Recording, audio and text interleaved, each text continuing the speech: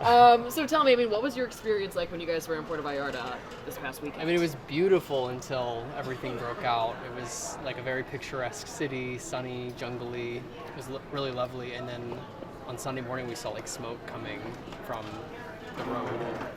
And he texted me, was like, I was at the gym. He's like, should I say something? I'm like, I don't know. It's probably fine. We thought it was a fire. And then we found out what was going on. Goodness gracious. So did you guys actually see fires? Just the smoke. Yeah, we were staying a little ways outside of the main part of town where I think there was more of the burning cars. Okay, gotcha. But once you guys started to hear what was going on, what was going through your minds? Oh my God. Like, what are we gonna do? It was such an evolving situation where we got on Reddit and could see what was going on. Everyone's posting videos, and it was just like we didn't know what was gonna happen with the flights. No one knew. Everyone was locked down.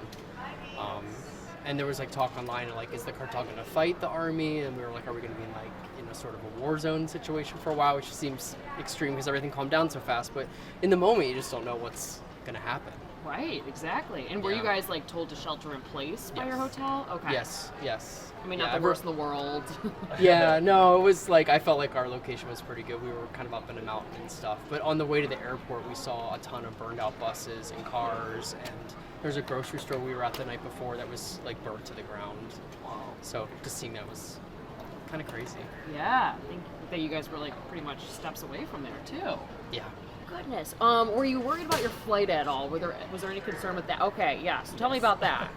Well, we heard and saw that most international flights were canceling, but ours for some reason was just like clinging on there, was not canceling. So we were just kind of watching all the flights to see what was going to go and what wasn't.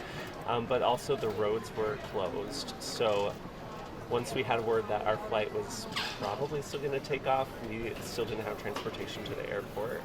So it was kind of just a waiting game to see if our incoming plane was going to come at all, and then B, if we would be able to get a taxi or Uber or something. And luckily everything kind of coalesced at the right time, and we got really lucky. We made it safely. So you got a taxi or an Uber? We got an Uber. Wow. And it was like completely shut down till, I don't know, around 1 p.m. or so. Like you couldn't even get a car, and the hotel couldn't get anything. There was some guy that like talked to someone, an Uber driver that knew a guy that came and picked him up, and he had like guns and drugs like in the car, so they were like really freaked out. And like one of them came back, like actually he was on the flight somewhere. We were talking to him at the airport. We were just like, oh, he made it to the airport. He's like, yeah, I wasn't gonna ride with that guy. So they finally turned Uber back on around like 1 o'clock.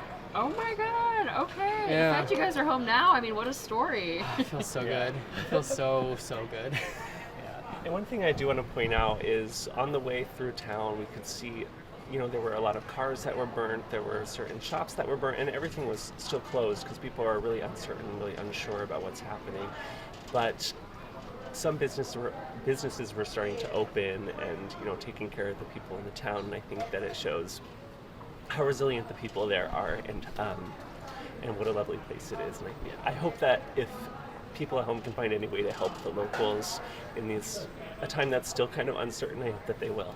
I love that. Yeah. Thank you so much. That was a great way to look at it. And at least, of course, like everyone's thinking it's still, doom and gloom, which I'm sure it's still bad down there. But to see people actually come out and try and make a living because they have to, is huge. Yeah. And there were stories online about like people, like there were people in Airbnbs that I chatted with online that like they didn't have any food and they're shut down without food.